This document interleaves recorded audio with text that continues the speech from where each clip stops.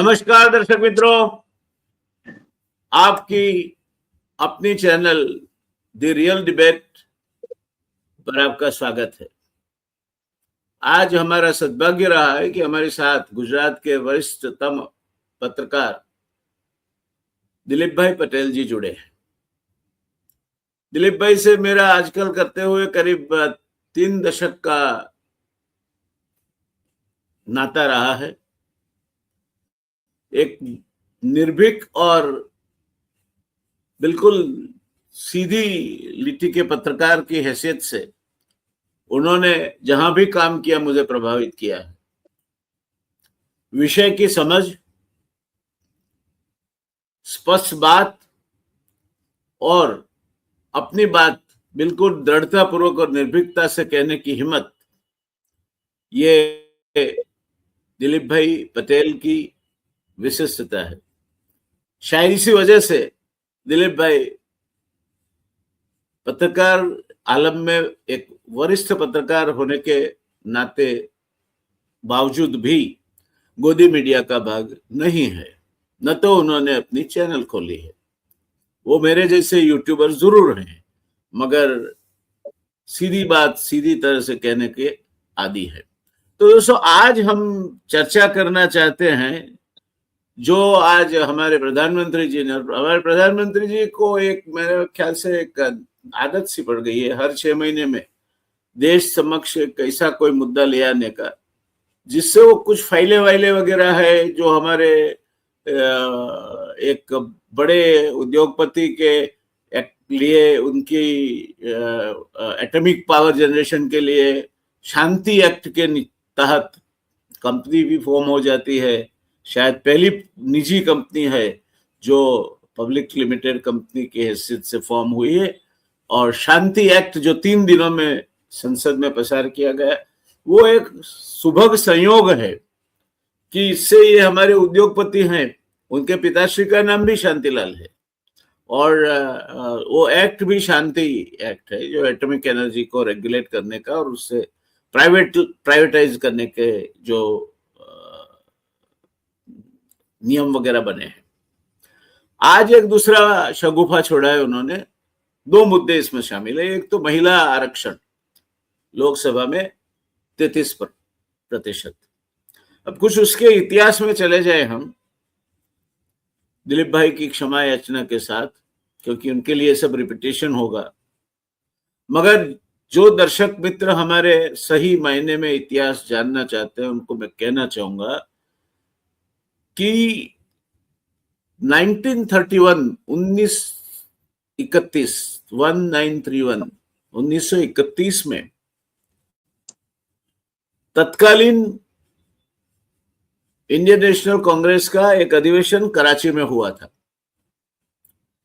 वो अधिवेशन की अध्यक्षता हमारे लोह पुरुष परम आदरणीय वल्लभ भाई पटेल जी कर रहे थे, और वो अधिवेशन में मोतीलाल नेहरू यानी जवाहरलाल जी के परम पूज्य पिताश्री ने एक रिपोर्ट तैयार किया था जिसमें 19 फंडामेंटल राइट्स और ये 19 मूलभूत अधिकारों के साथ महिलाओं के लिए योग्य आरक्षण वगैरह की बात भी पहली बार उसमें कही गई थी। उसका मूल वहां जाता है, गंगोत्री वहां है। तो जो लोग ये पूछना चाहते हैं गंगा आए कहां से, गंगा जाए कहां रे, तो गंगा आए मोतीलाल नेहरू से। गंगा जाए कहां रे, वो तो अब ये गंगा को इतनी प्रदूषित करके छोड़ा है कि वो गंगा सागर में जाए या दरिया में जाके मिले। अब देखना रहेगा कि इस गंगा को और कितना प्रदूषित करते हैं, क्योंकि आज जो हुआ है, आज जो प्रधानमंत्री ने जो बहुत अच्छा, प्रियंका जी ने अच्छा कहा कि वो भाषण बहुत अच्छा देते हैं, मैं कायल हूं उनका। खाली वो चूक जाते हैं जहां तथ्यों की बात आती है वो तथ्यों में उनको ज्यादा रुचि नहीं रहती और तथ्यों की ओर ज्यादा परवाह भी नहीं करते। इसको अगर आप छोड़ दीजिए तो भाषण अच्छा देते हैं, बहुत अच्छा देते हैं, बहुत अच्छा बोलते हैं।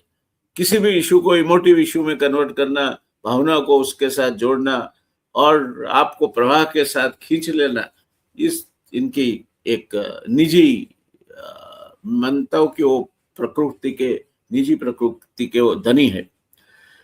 तो ये प्रोविजन फॉर 33% रिजर्वेशन इन पंचायत, इसके बाद आया।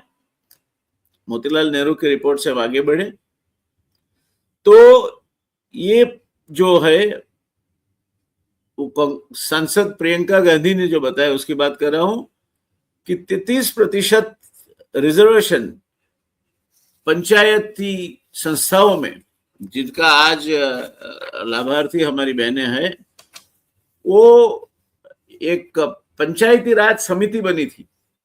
वो भी योगानुयोग बलवंतराय मेहता, जो इसके स्वप्नद्रष्टा थे, वो भी गुजरात से थे।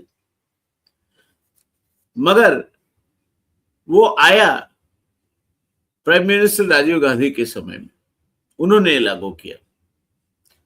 The provision for 33% reservations in panchayats and municipalities was first introduced in the House by the Indian National Congress government under the leadership of late Rajiv Gandhi.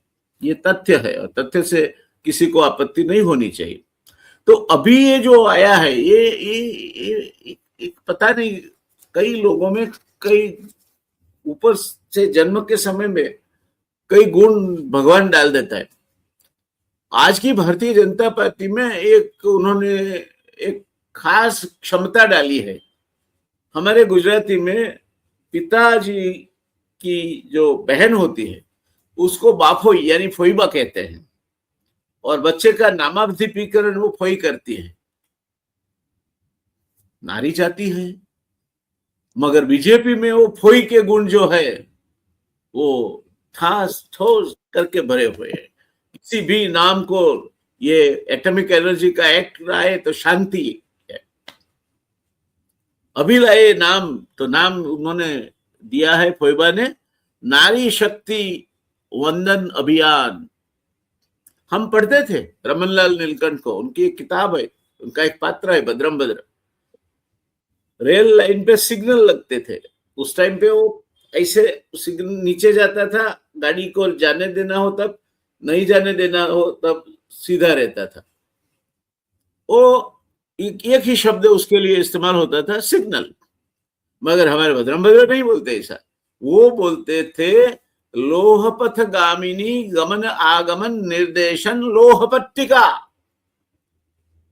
बात तो वही हुई। वो रेलवे स्टेशन नहीं बोलते थे, वो बोलते थे लोहपथ गामिनी गमन निर्गमन विराम स्थान। ठीक ऐसा ही शब्द है नारी शक्ति वंदन अभियान। अब 2023 में पार्लियामेंट ने 33% रिजर्वेशन बहनों को देने का मंजूर किया है, सर्वानुमत से मंजूर किया है। कोई पॉलिटिकल पार्टी उसके खिलाफ नहीं थी। आज तक उसको लिए धरे बैठे हैं। क्यों? तो गुजराती हमारे जो दर्शक है, वो एक बार गुजरात में एक वार्ता चलती है कि काबर डी हूं आऊ छू, चांचूड़ी घड़ाऊ छू, यानी ये काबर यानी वो मैना, मैं आता हूं और तेरे लिए सोने की चोंच लेके आता हूं, कौवा खाए वरदान है। तो ये देख कबर में आता हूं, चांचूड़ी घड़ाता हूं 2023 से भारतीय जनता पार्टी कर रही है। हालांकि उनकी सरकार रही, पूर्ण बहुमत की सरकार रही, खैर उनको निराशा भी मिली, अब की बार 400 पार नहीं भी हुआ, फिर भी ये तो कर सकते थे। ये तो 2023 में जब अनुप्रिया पटेल जी ने ये पायलट किया था और मंजूर हुआ था, तब उन्होंने आशा व्यक्त की थी कि शीघ्रतम इसको लागू किया जाएगा। आज तक लागू नहीं हुआ। और अब हमारे प्रधानमंत्री जी नारी शक्ति का गुणगान करते हुए, महिमा गान करते हुए कहते हैं कि इस देश में जो लोग इस बिल का विरोध करेंगे, यानी उनका नजारा ये नहीं, ये तो है ही, मंजूर हुआ ही है, इसमें कोई विरोध करने का सवाल नहीं, सर्वानुमत से मंजूर हुआ है। हर पार्टी ने ये बात कबूली है कि बहनों को 33% रिजर्वेशन लोकसभा राज्यसभा में मिलना चाहिए। कोई दो मत नहीं है। 2023 से इस पे बैठी है अगर कोई सरकार, तो एनडीए की सरकार बैठी है, भाजपा की सरकार बैठी है, उनके साथियों की सरकार बैठी है। अब वो इनके साथ जोड़ना चाहते हैं, जो महाभयानक है और जिसकी चर्चा दोनों की हम आज करने वाले हैं। इसमें ये अगले वाली बात तो मूर्ख बनाने की बात है, बहनों के साथ एक खिलवाड़ है, उनकी भावनाओं के साथ एक खिलवाड़ है, देर पैसे समझेंगे। दूसरी बात है, जो लोकसभा की अभी जो कुल सीट्स है, अभी नया सदन बना है, सांगोल वहां प्रस्थापित हुआ है। खैर, कभी बारिश ज्यादा गिर जाए, पानी बानी आ जाए, उससे इससे बिल्डिंग की महत्ता कम नहीं हो जाती। लोकशाही का मंदिर है, उसमें पानी भी आ सकता है, और आकाश से गिरा हुआ पानी तो आकाशात पतितं तोयम, हाँ, अति पवित्रम, सबसे पवित्र होता है, तो अलग बात है। उसकी सीटें बढ़ा के 850 करने की बात है, और ये इतना खतरनाक मुद्दा है, इतनी खतरनाक इसकी जो समस्या खड़ी करने की शक्ति है कि पूरे देश को अशांति में झोंक सकता है। ये दो मुद्दों पे बात आज करनी है हमें, और दिलीप भाई पटेल जी का स्वागत करते हैं हम। नमस्कार दिलीप भाई, स्वागत है आपका। आप हमारे हमेशा हितैषी और दोस्त रहे हैं। हमारे चैनल के दर्शक मित्रों के लिए भी आप एक चिर परिचित चेहरा हो। गुजरात में आपका एक विशिष्ट स्थान है एक पत्रकार की हैसियत से। तो ये दोनों बिल का मैंने मोटा मोटा उल्लेख किया, आगे चल के हम इसके महीन तार भी निकालेंगे, मगर प्राथमिक उद्बोधन आपका, उसके अवलोकन, इसकी आपका ये दोनों मुद्दों पे, जिसके लिए विशिष्ट सभा बुलाई गई है। अभी एक और इलेक्शन चल रहे हैं, वो एमपीज वगैरह वगैरह 5 राज्यों में वहां व्यस्त है, उनको बुलाकर, पता नहीं इलेक्शन से, क्योंकि सरकार को तो कोई फर्क नहीं पड़ता, सरकारी पूरा तंत्र उनके लिए काम करता है, मगर बाकी की पॉलिटिकल पार्टीज के जो नुमाइंदे हैं, उनकी मदद के लिए उनके एमपी जा ना सके, इस तरह की परिस्थिति का निर्माण हुआ है। तो ये सब मुद्दों को मद्देनजर रखते हुए प्राथमिक अवलोकन आपके। यश जी, पहली बात तो ये कि आपका बहुत बहुत शुक्रिया कि आपने आपकी चैनल में मुझे स्थान दिया, क्योंकि आपके जो दर्शक है वो इंतजार करते रहते हैं कि कब जयनारायण भाई का वीडियो आए और हम देखें, कुछ नया जाने, कुछ लोगों का ओपिनियन जाने। तो ये आपका बहुत शुक्रिया। इसमें पहली बात मैं ये कहना चाहता हूँ जयनारायण जी, कि हम जानते हैं नरेंद्र मोदी को, जब से वो गुजरात में 1985 में जो आए सेक्रेटरी के रूप में, तब से लेके आज तक हमने देखा है कि नरेंद्र मोदी का एक खास बात तो ये है कि जब जब वो कुछ मुश्किल में आ जाते हैं, तो लोगों के मन में वो जो मुश्किल में है वो लोगों तक न पहुंचे, अगर पहुंच गई है तो दूसरी तरफ डाइवर्ट करने की इनकी बहुत बड़ी खूबी है। ये सबसे बड़ी खूबी नरेंद्र मोदी में है, क्योंकि वो मुद्दा अच्छी तरह से मुद्दा अपने अपने खिलाफ जो मुद्दे होते हैं वो डाइवर्ट कर सकते हैं। गुजरात में देखा, 12 साल तक देखा यहाँ पे। वो अब जब पॉलिटिकल पार्टी में जब वो थे, तब भी इस तरह से वो करते थे। तो पहली बात तो ये है कि वो मुद्दा अभी डाइवर्ट कर रहे हैं, क्योंकि काफी सारे ऐसे ऐसे मुद्दे हैं पूरे भारत में कि लोग गवर्नमेंट के खिलाफ बोलने लगे हैं। नरेंद्र मोदी को पसंद नहीं करने का जो एक अलग सा एक जो लोगों में दिखाई दे रहा है कि नहीं, ये तो नरेंद्र मोदी जो कहता हो तो कहते हो तो करते नहीं है। तो और दूसरी बात है, जो ईरान इराक का युद्ध चल रहा है, अमेरिका में जो बीच में एस्टिम फाइल जो है, तो ये पूरे मुद्दे जो है यहाँ प्रॉपर्टी और बेरोजगारी जो पूरे देश में है, तो पूरी तरह से गवर्नमेंट इनमें फंस चुकी है। तो लोगों के मन में अगर ये बात जो आ जाए तो गवर्नमेंट को काफी सारी मुश्किल हो सकती है। तो डाइवर्ट कर रहे हैं, पहली बात है दोनों मुद्दे में, क्योंकि मेरे ख्याल से करना बहुत मुश्किल है। अगर जो करेंगे तो पूरे देश में इनका काफी सारा अपोज होने वाला है, खास करके साउथ इंडिया में सबसे ज्यादा इनका अपोज होगा मेरे ख्याल से, क्योंकि कई लीडर्स ने जो बताया है कि अगर जो ये करेंगे तो हम इनको बर्दाश्त नहीं करेंगे। जब जब हिंदी लैंग्वेज के बारे में जब कंपलसरी पूरे भारत में लागू करने की जो बात की थी तब हुआ था। इस तरह का सिचुएशन खड़ा हो सकता है मेरे ख्याल से, जो आकलन जो हम कर सकते हैं जी इसमें, क्योंकि क्योंकि जी इनके साथ हम ये काफी सारे ऐसे मुद्दे जुड़ सकते हैं। तो पहली नजर में मुझे ये लगता है व्यास जी कि ये होने वाला है, ये क्यों कर रहे हैं और क्या होने वाला है, ये पहली नजर में देख सकते हैं जो दोनों मुद्दे जी हैं इस। जी। दर्शक मित्र, बहुत सही बात कही दिलीप भाई ने। अगर आप खेल से कभी जुड़ते हैं तो एक खेल हमारे यहाँ राष्ट्रीय स्तर पे भी खेला जाता है, उसको खो खो बोलते हैं।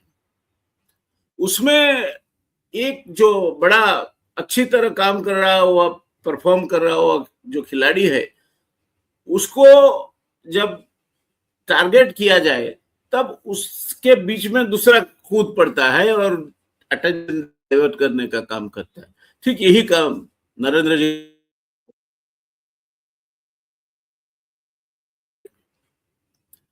इनका ही किया हुआ पार्लियामेंट ने सर्वानुमत से महिला आरक्षण का, ये आप जिसको अभी आपने नाम भी ऐसा दिया है कि उसको देख के बोलना पड़े, नारी शक्ति वंदन अभियान, ये आपका जो अभियान है वो 2023 में मंजूर कर चुकी है पार्लियामेंट।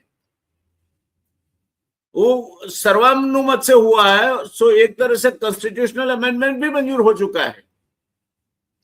तो आइए, क्या ये जजी जकीरा लेके आप निकले हैं अभी आज, ये नया क्यों अभी इस मुद्दे को वो अटका के रखा है आपने कि नहीं नया सेंसस होगा। अब आपके राज्य में परिस्थिति ऐसी है, एक इलेक्शन कमीशन है जिसको बकायदा लोग अब कहते हैं कि भारतीय जनता पार्टी का अंडरटेकिंग ऐसा है, उसके नीचे लिखना चाहिए। खैर अभी थोड़ी बहुत भी साख बची है, ज्ञानेश कुमार जी के हाथ में है कि वो अपनी शाख पुनः स्थापित करें, मगर इलेक्शन कमीशन बुरी तरह अपनी इज्जत आबरू खो बैठा है। तो वो आप नहीं कर रहे हैं। आप समझ लीजिए दर्शक मित्रों, ये जो बिल लेकर आए हैं प्रधानमंत्री जी, जिसके लिए कहते हैं कि मुझे कोई हमारे प्रधानमंत्री को कोई प्रसिद्धि का कोई मोह नहीं है। खैर वो अलग बात है कि राम मंदिर के प्राण प्रतिष्ठा में या उसके जो मूर्ति का प्राण प्रतिष्ठा महोत्सव हुआ, राम मंदिर जब तैयार हुआ तब कहीं राष्ट्रपति आ जाते तो कैमरा उन पे चला गया होता। तो प्रसिद्धि का मोह नहीं है हमारे प्रधानमंत्री जी को, इसलिए राष्ट्रपति नहीं आए, और शायद इसलिए भी नहीं आए कि कभी शायद वो पिछड़े थे या ट्राइबल थे। खैर राष्ट्रपति को मैं ऐसे नहीं देखता, राष्ट्रपति होते हैं, पूरे सम्मान के साथ उन्हें देखना चाहिए। मगर अगर राष्ट्रपति आ जाते तो कैमरा आपके कहने न कहने पर भी उन पे अपनी नजर घुमा लेता। वो न हो, इसलिए राम मंदिर का शिलान्यास और राम मंदिर का प्राण प्रतिष्ठा महोत्सव जिस तरह हुआ आपकी नजर के सामने है। अब मोदी जी कहते हैं कि उन्हें प्रतिष्ठा की कोई पड़ी नहीं है, ये सर्वानुमत से मंजूर कर दें तो एक पूरा पहले पेज पे सबकी वो फोटो के साथ खुद वो एडवर्टाइजमेंट देंगे। अरे भाई, आप लोकसभा में जो करते हो वो पीआईबी आपके पास किस लिए है? क्यों एडवर्टाइजमेंट देना पड़ता है आपको? Why you want to spoil the exchequer's money, ताकि गोदी मीडिया को आप सहाय कर सको। तो आप करना था तो कर लेना था, मगर इनकी बात जो है, दिलीप भाई जी ने बहुत सही बात की, कहीं पे निगाह है, कहीं पे निशाना कहीं और है।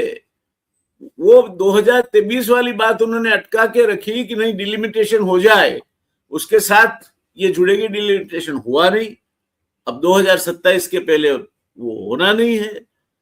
फिर जातिवादी जनगणना का मुद्दा भी आ सकता है, कब होगा भगवान राम जाने और राम के नाम लेने वाले राम भक्त जाने, मगर ये आपके हाथ में था, आपने नहीं किया है। विपक्ष के नाम पे ये उनके खाते में डालने का प्रयत्न करना बिल्कुल गैरवाजिब है, इसके साथ हम सहमत नहीं हो सकते।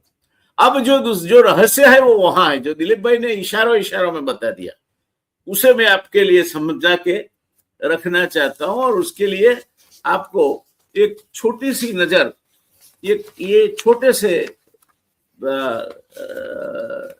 आकृति पे करने के लिए, फिर मैं इसको एक्सप्लेन भी करूंगा, मगर एक नजरिए से आप देख लीजिए इसको। मैं आपके सामने ये खोल के रख लेता हूं, आप देख लीजिए इसको।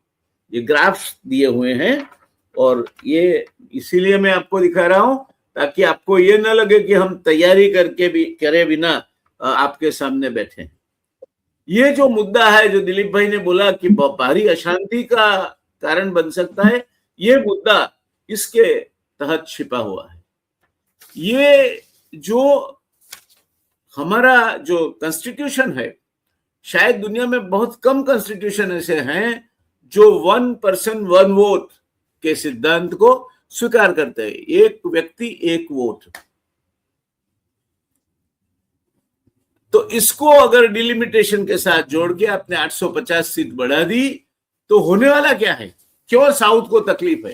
दिलीप भाई, आप सुनने जैसा है, ये जो डिटेल्स निकाल के रखा है आपके साथ, आप तो जानते हैं, आपके साथ बात हो चुकी है मेरी, कि जो सदर्न स्टेट्स है दर्शक मित्रों, उसमें ये माहित्य के अनुसार, टाइम्स ऑफ इंडिया जैसे मातबर अखबार ने प्रसिद्ध किया है, मेरे घर का कोई बनाया हुआ ग्राफ नहीं है, 2011 और 2036 के बीच में ये भी अमलीकरण का जामा तो 2037 के पहले नहीं पहनना है।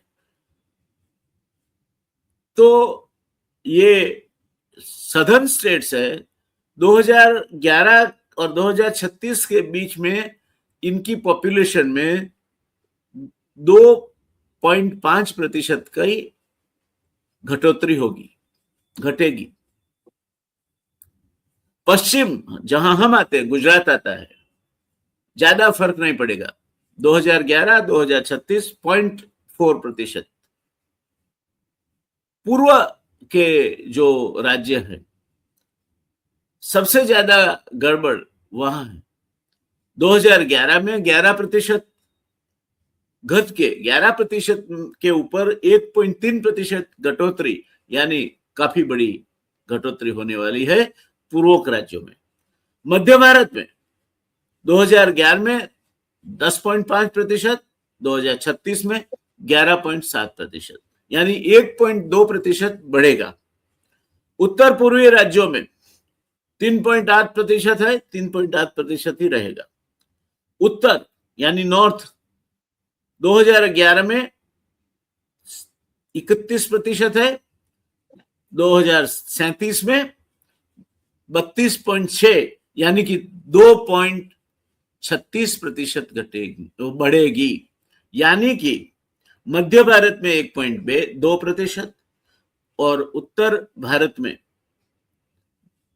2.36%।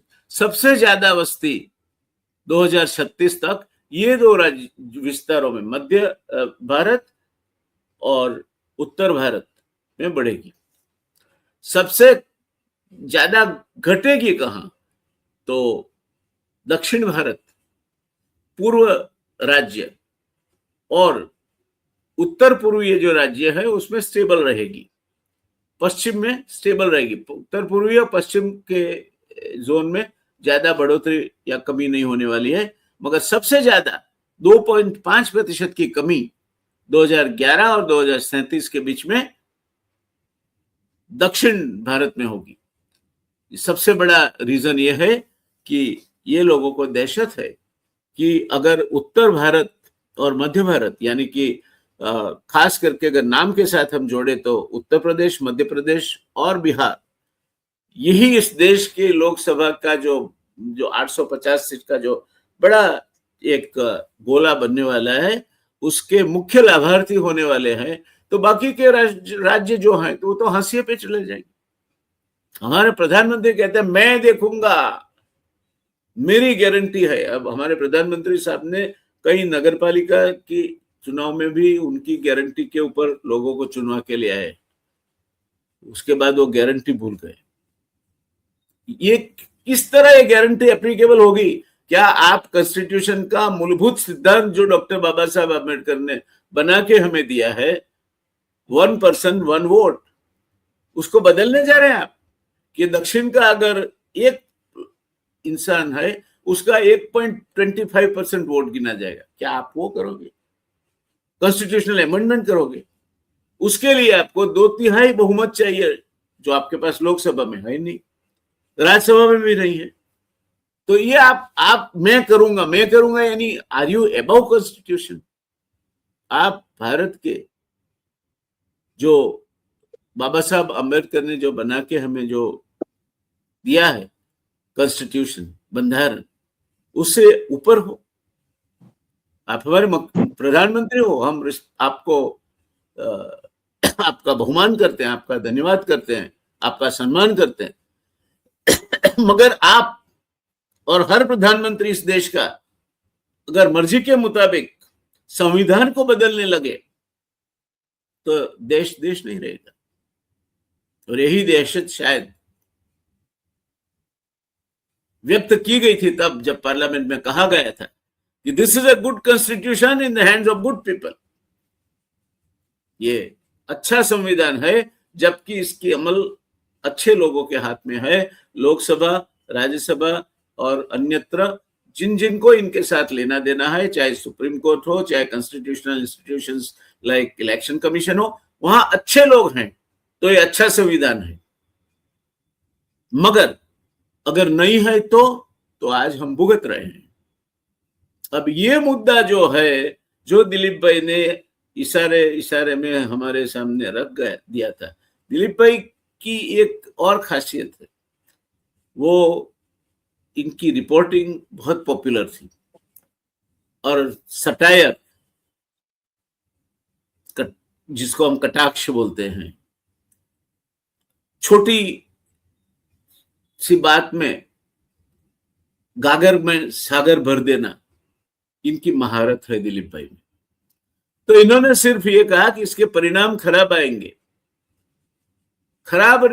उतना नहीं। दिलीप भाई, स्टालिन जो तमिलनाडु के मुख्यमंत्री हैं, उन्होंने तो ये बोला है कि आपको हम 1950 पोस्ट 1950 1960 जो एजिटेशन हुआ था हिंदी के सामने, उससे भी भीषण एजिटेशन ये आप अगर कॉन्स्टिट्यूशन अमेंडमेंट करोगे तो दक्षिण के राज्यों में होगा और दक्षिण के राज्य आपके साथ नहीं रहेंगे।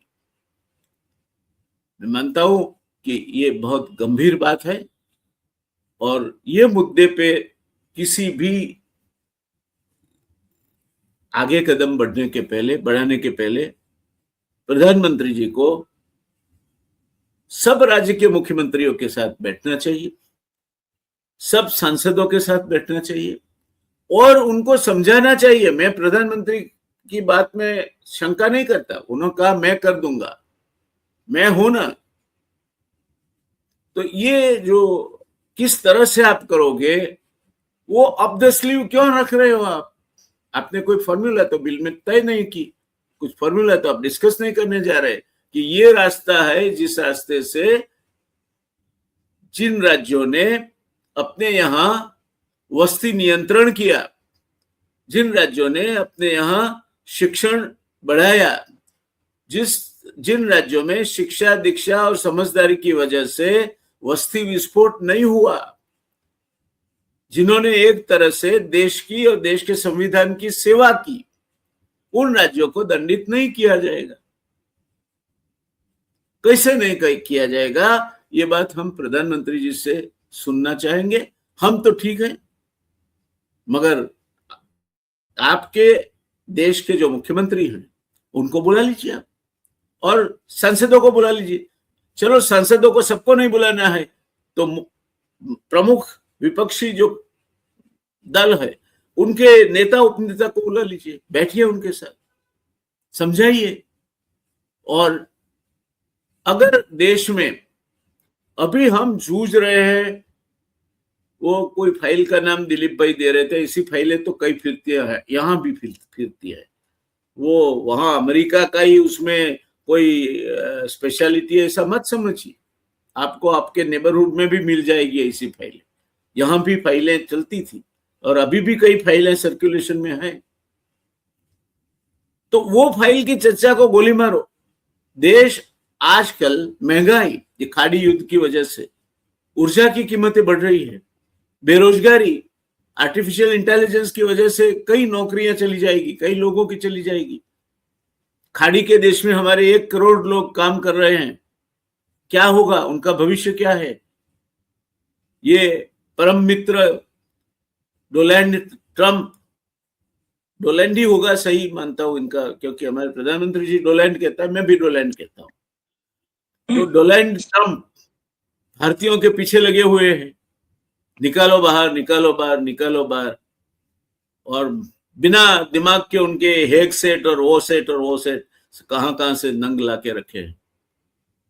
इसके लिए आपको बर्नी सैंडर्स को सुनना चाहिए, इनकी गाथाएं सुननी है तो ये परिस्थिति में देश को साथ लेके चलिए। हम आपकी जो प्रेरोगेटिव है, आपका विशेष अधिकार है, और आप नया करने नहीं जा रहे हैं। आप जो करने जा रहे हैं वो आपने, मैं कोई मुझे पूछ रहा था कि मार्केटिंग और मार्केट इकोनॉमी और मार्केट डिमांड, इसमें क्या फर्क होता है? तो फर्क ये होता है सर कि मार्केट इकोनॉमी में चीजें पहले उत्पन्न की जाती है और फिर बेची जाती है, यानी कि डिमांड क्रिएट की जाती है। आपको 4 शर्ट है, 2 शर्ट और ले लीजिए, हम ईएमआई पे देंगे। अभी लोग शर्ट भी महंगे 2500 से 5000 तक के ईएमआई पे लेने लगे हैं। उधारी करो, यावत जीवन सुखम जीवेत ऋणम कृत्वा घृतम पिबेत। और दूसरा यह है कि जरूर क्या है देश को, उसके मुताबिक मैन्युफैक्चरिंग करना, ये डिमांड सेटिस्फैक्शन है। तो आप जो भी करना चाहते हैं करें, मगर देश को साथ लेके करें, ताकि इस देश को, जब हम बेकारी की समस्या से जूझ रहे हैं, बेरोजगारी की समस्या यानी बेकारी यानी बेरोजगारी की समस्या से जूझ रहे हैं, महंगाई की समस्या से जूझ रहे हैं, ऊर्जा की कीमतों की समस्या से जूझ रहे हैं, हमारे जो लोग अमेरिका और गल्फ कंट्रीज में रहते हैं उनका क्या होगा, वो समस्या से जूझ रहे हैं, हमारी सरहदें सलामत नहीं है, और कई मुद्दे ऐसे हैं जिसपे हमें प्राथमिकता से ध्यान देना होगा। ये अगर 850 बढ़ाना है तो आप 850 क्या 1700 सीट कर दीजिए, कोई हर्ज किसी को नहीं, मगर सबको विश्वास में लेके, सबको साथ लेकर आप चलो। बस यही एक छोटी सी हमारी अपेक्षा है, ताकि इस देश में फिर से वो जो एंटी हिंदी एजिटेशन और सदर्न स्टेट्स जो है, दक्षिण के राज्य, ये टाइम तो और भी स्टेट्स जुड़ेंगे उनके साथ, इस देश को, ये समय ऐसा है कि अगर कोई चीज हम इस देश के लिए नहीं चाहते तो विभाजन नहीं चाहते, कोई भी चीज हम इस देश के लिए नहीं चाहते तो अव्यवस्था नहीं चाहते, कोई भी चीज हम इस देश के लिए नहीं चाहते तो राइट्स एंड वेंडलिज्म नहीं चाहते। ये सब चीजें ऐसी है जो विदेशी ताकतों को भरमार शक्तियां देगी उनके बीच पनप के देश का नुकसान करने की, देश को तोड़ने की। तो हमारी करबद्ध विनती है प्रधानमंत्री जी आपसे, आप 850 क्यों, आप हमारे मान्यवर प्रतिनिधि हो, आप 1700 सीट कर लीजिए, उतने ज्यादा लोगों को रोजगार मिलेगी, मगर सबको साथ लेके। हो सकता है आप कोई ऐसी फॉर्मूला निकाले कि सब राज्य के मुख्यमंत्री, उप मुख्यमंत्री भी डी फैक्टो लोकसभा के सदस्य माने जाएंगे, और भी कोई तरीका निकाले ताकि हर राज्य ऑन बोर्ड आपके साथ आए। हम ये चाहते हैं, हम आपके हितैषी हैं, हम देश के हितैषी हैं, हम ये चाहते हैं आप सबको साथ लेके चलो। और ये जो बिल है, दिलीप भाई ने जैसे बताया, विस्फोटक पॉसिबिलिटीज के साथ आप ले आए हो।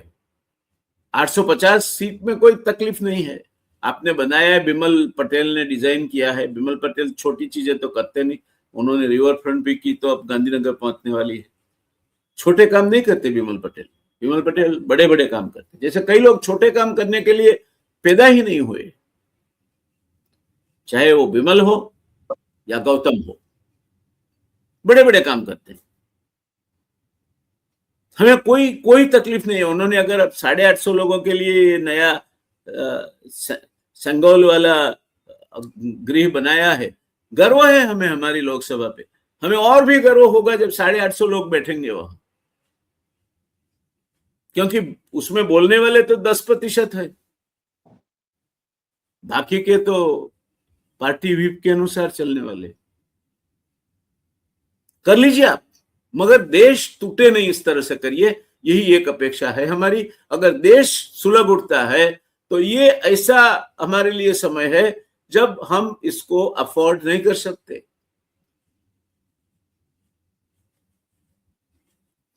ये बात, मैं कोई फाइल भी डिस्कस नहीं करना चाहता, वो चाहे सुश्री मधुकेश्वर या सुब्रमण्यम स्वामी जी जो भी कहना है कहे, वो उनकी बातें, उनको मुबारक।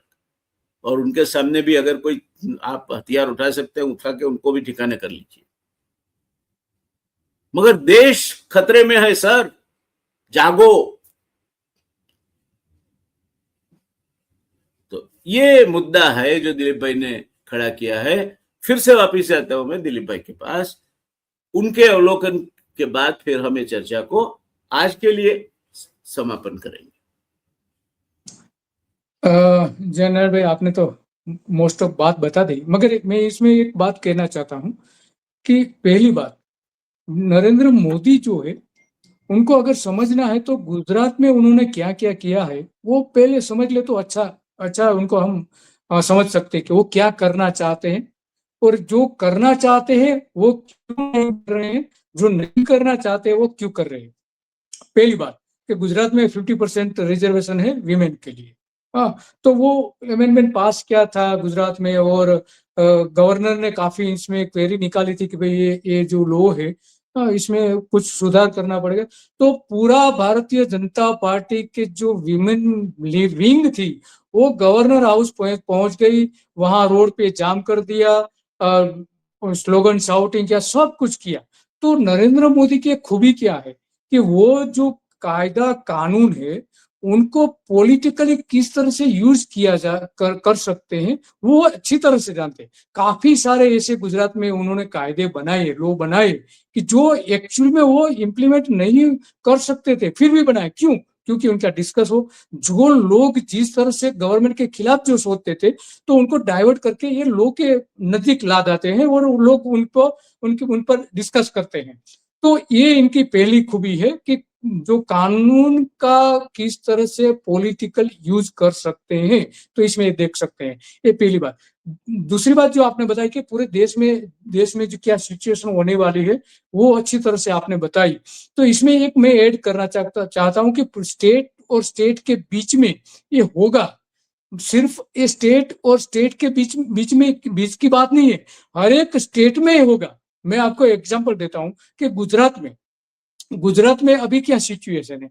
गुजरात में अभी 51% पॉपुलेशन जो है वो सिटी एरिया में हो चुके हैं। वो गवर्नमेंट ने खुद ने बताई है। और जो 5 म्युनिसिपल कॉर्पोरेशन थे जब नरेंद्र मोदी पावर में आए, तो वो आज 17 म्युनिसिपल कॉर्पोरेशन हो चुके हैं और 51% पॉपुलेशन सिटी में है। तो सिचुएशन क्या होगी? जहां पे माइग्रेशन हुआ है ऐसे काफी सारे गुजरात के डिस्ट्रिक्ट है, करीबन मेरे ख्याल से 17 डिस्ट्रिक्ट ऐसे हैं कि बाकी जहां के पे सब आपकी पॉपुलेशन, बात सही है। हाँ, तो वो पॉपुलेशन कम हुआ है, तो वहां सीटें कम होगी और सिटी में असेंबली की जो सीट है वो ज्यादा होगी। तो होगा क्या? हर बात गवर्नमेंट सिटी के लोग जो बोल रहे हैं, सिटी के जो एमएलए बोलेंगे वो बात माननी पड़ेगी। इनके जो सांसद है वो जो कहते हैं सिटी के, वो बात माननी पड़ेगी। तो रूरल एरिया की बात नहीं सुनी जाएगी। हर स्टेट में होगा। तो मेरे ख्याल से ये इसमें कुछ सॉल्यूशन निकाला चाहिए। और आपने जो बात बताई कि ऑपोजिशन से के साथ मीटिंग करे, मगर हम जानते हैं कि नरेंद्र मोदी ऐसा नहीं करेंगे, क्योंकि गुजरात में सिर्फ वो 11 साल 12 साल तक वो सीएम रहे, मगर 2 बार ही सभी पक्ष के लोगों के साथ उन्होंने मीटिंग की, सिर्फ 2 बार। तो वो नहीं करने वाले हैं, हम जानेंगे। वो जो खुद जो करना चाहते हैं वही करेंगे। तो ये बातें मुझे रखनी थी आपके सामने। इनके अलावा तो खास तो कोई बात नहीं है जी। नहीं, हम देखते रहेंगे दिलीप भाई, उस पर हमारी पैनी नजर रहेगी। और आगे चल के अभी देखो, दूसरा दिन कल होगा, तीसरा दिन परसों होगा, क्या होता है, ऊंट किस करवट पे बैठता है, क्या हल निकलता है। जबकि प्रधानमंत्री जी ये बारी बारी से कह रहे हैं कि मेरे पास इसकी काट है, आप मेरे पे विश्वास रखो, किसी को अन्याय नहीं होगा, किसी की सीटें नहीं घटेगी। अब ये मेरे ख्याल से वो रूबिक क्यूब जैसा है। वो रूबिक क्यूब जो है उसका जोड़ना उतना आसान नहीं होता, वो एक्सपर्ट के हाथ से ही जुड़ता है। हमारे प्रधानमंत्री जी इस विद्या के माहिर हैं।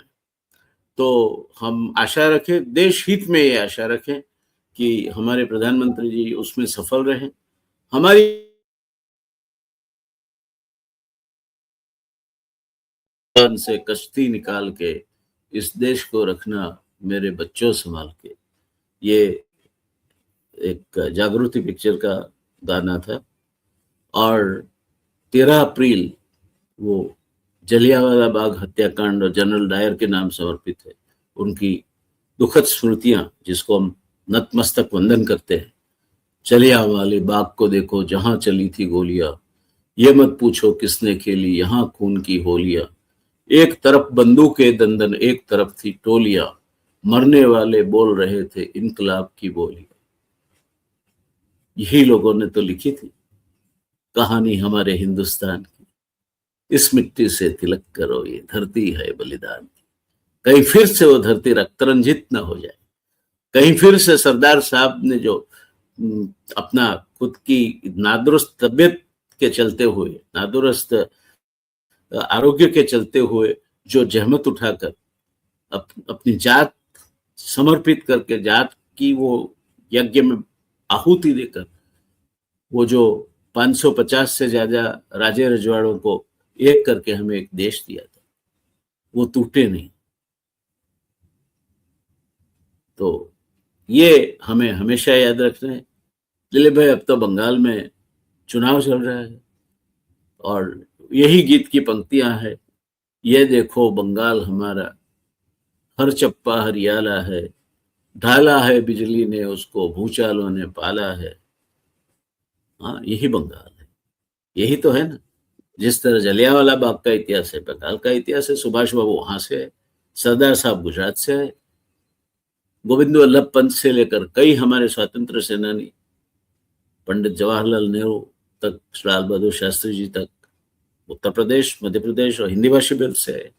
ये सब मिलके इकट्ठे हुए महाराष्ट्र से कई दिग्गज नेता है, यशवंतराव चौहान जैसे नेता महाराष्ट्र से निकले, तब जाके ये देश हमारा भारत देश हमें मिला है, जिसका हम महिमा गान करते हैं। आज दर्शक मित्रों, जब एक नौबत आ खड़ी है कि हमारा भविष्य गल्फ कंट्रीज में क्या है वो निश्चित नहीं है, अमेरिका में हमारे भाई बहनों का भविष्य क्या है निश्चित नहीं है, हमारे घर गैस का चूल्हा कब बंद हो जाएगा ये निश्चित नहीं, हमारी गाड़ी पेट्रोल या डीजल की वजह से कब नहीं चलेगी वो निश्चित नहीं, हमारे किसान को ये टाइम, ये साल 2026 था दिलीप भाई, 2026 के साल में 70 लाख टन यूरिया की शॉर्टेज होने वाली। उसके लिए क्या व्यवस्था है? किसान ने आज तक हमारी लाज रखी है, जो चाहिए उससे कुछ ज्यादा ही दिया है। 50 करोड़ टन अनाज पैदा होता था 1951 में, आज 450 करोड़ टन से ज्यादा अनाज पैदा। काफी हुआ है इस देश में और काफी लोगों के प्रयास से हुआ है। देश एक दिन में नहीं बना, देश एक व्यक्ति से नहीं बना, देश किसी एक व्यक्ति का नहीं है, हो नहीं सकता, देश सबका है। जिन्हें देश के लिए प्रेम है, वो किसान का भी है, जवान का भी है, सैन्य का जितना है उतना भी विज्ञान का भी है, नागरिक का भी है, अधिकारी का भी है, किसान का भी है, मजदूर का भी है। तो ये भारत देश की आन बान शान बनी रहे। और ये जो बिल जो आया है 850 सीट करने वाला, उसकी वजह से कहीं कोई क्लेश का हुताशन न प्रगटे, जो इस देश की एकता के सामने बड़ा सा बाउंडर होकर खड़ा न जाए, यही चिंता हमारी गलत निकले और हमारे प्रधानमंत्री इसके काट ये आने वाले 2 दिनों में पार्लियामेंट के समक्ष रखकर सब लोगों को साथ लेकर चले चलो, हम आपके साथ है प्रधानमंत्री जी, हमेशा हम आपके साथ है। जहां तक देश की भलाई का सवाल है, आप हमारे नेता हैं, हम आपके साथ। मगर हमारी चिंता है तो आपके चरणों में ही रख सकते हैं। हम कहाँ रख सकते हैं? आप हमारे जनप्रतिनिधि में सिरमौर है, तो आपके सामने रख सकते हैं। संभाल लीजिए इस देश को। इतिहास का एक सिद्धांत है कि इतिहास पुनरावर्तित होता है। पहली बार एक फारस और दूसरी बार एक डिजास्टर यानी महाघातक तूफान बनकर। आशा करते ऐसा नहीं होगा। धन्यवाद। नमस्कार दोस्तों। नमस्कार नमस्कार नमस्कार। भारत माता की जय। धन्यवाद दिलीप भाई, आपका खूब खूब धन्यवाद। दर्शक मित्रों, आपका भी धन्यवाद।